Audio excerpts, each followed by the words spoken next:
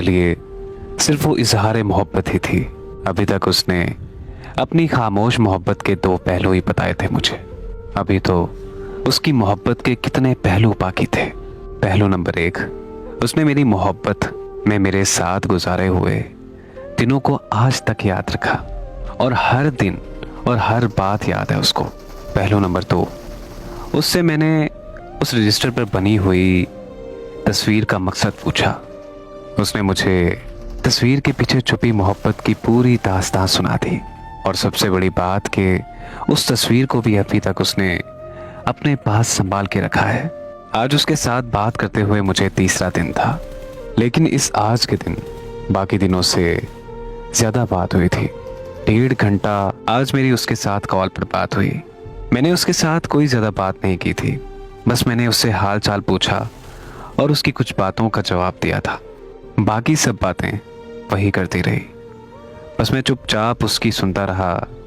ताऊ जी की बेटी की वो बातें बहुत हसीन थीं। मैं उसकी बातों में जैसे खो सा गया था और वो मेरी बातों में खो सी गई थी।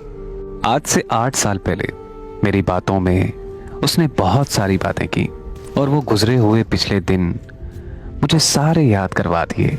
यार, मैं इतना नादान तो नहीं था कि उसकी मोहब्बत को नहीं समझ सका और खुद में किसी और की मोहब्बत में मुब्तला हो गया। लेकिन वो एक बात है ना कि कहते हैं कि जो रब ने आपके नसीब में लिखा होता है ना, और उसका जो सही वक्त लिखा होता है वो उसी वक्त पर होना होता है। बेशक मेरा रब परवरदिगार हर चीज़ पर कादिर है, वो हर चीज़ का इल्म रखता है।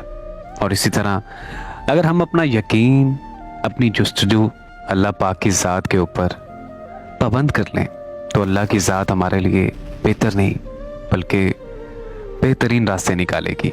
इस बात में शक की कोई गुंजाइश ही नहीं।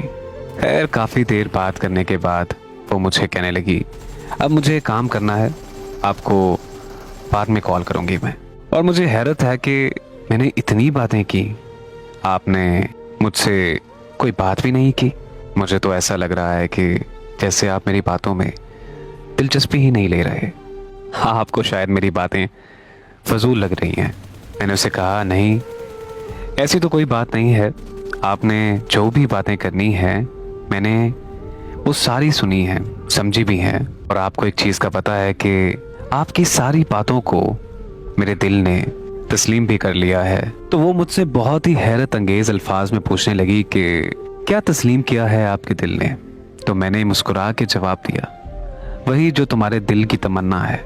उसने मुझसे पूछा कि मेरे दिल की तमन्ना तुम इतनी जल्दी कैसे जान गए?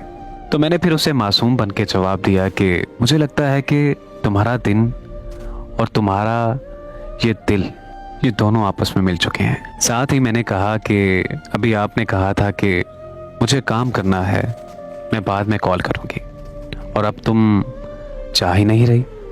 वो मुझे कहने लगी कि हाँ, पहले आप बोल नहीं रहे थे, अब आप बातें करना शुरू हो गए। अब मेरा खुद का दिल नहीं कर रहा जाने को। उसकी आवाज़, उसके लहजे में एकदम से खुशगवारी रोनमा हुई जो मुझे पहले बहुत कम महसूस हो रही थी।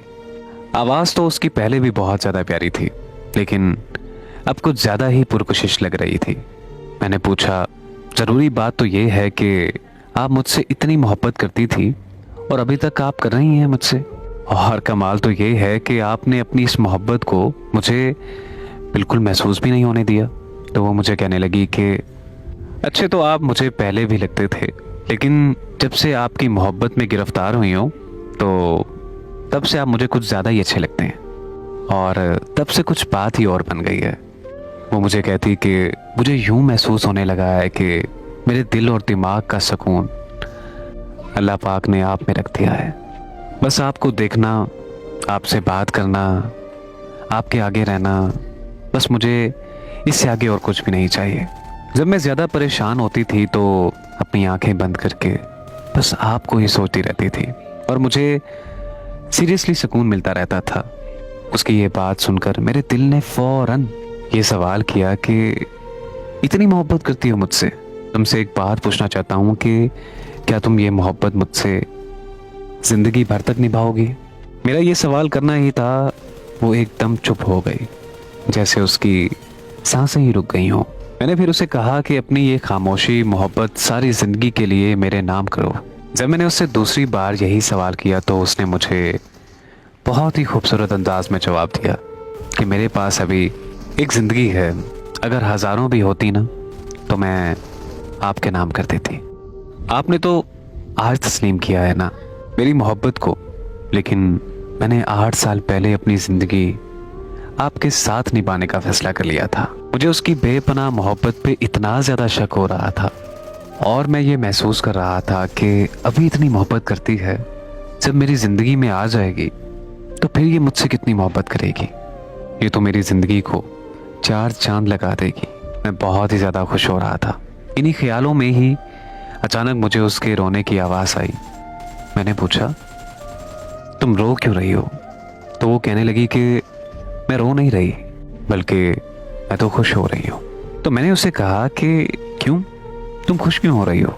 वो कहती कि खुश मैं इसलिए हो रही हूँ कि जो बात मैंने इतने सालों से आपसे कहनी थी, आपने वो बात 2 दिनों में कर दी। आपने मेरी मोहब्बत को तस्लीम किया। मैं क्यों ना खुश हूँ। अब मैंने कहा ठीक है खुश हूँ, लेकिन रो क्यों रही हो तुम?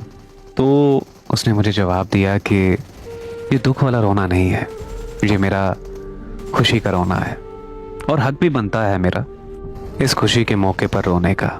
मैंने उसे कहा कि ठीक है, आज जी भर के रोना, लेकिन आज के बाद मैं तुम्हारी आंखों में कभी भी कोई आंसू ना देखूं।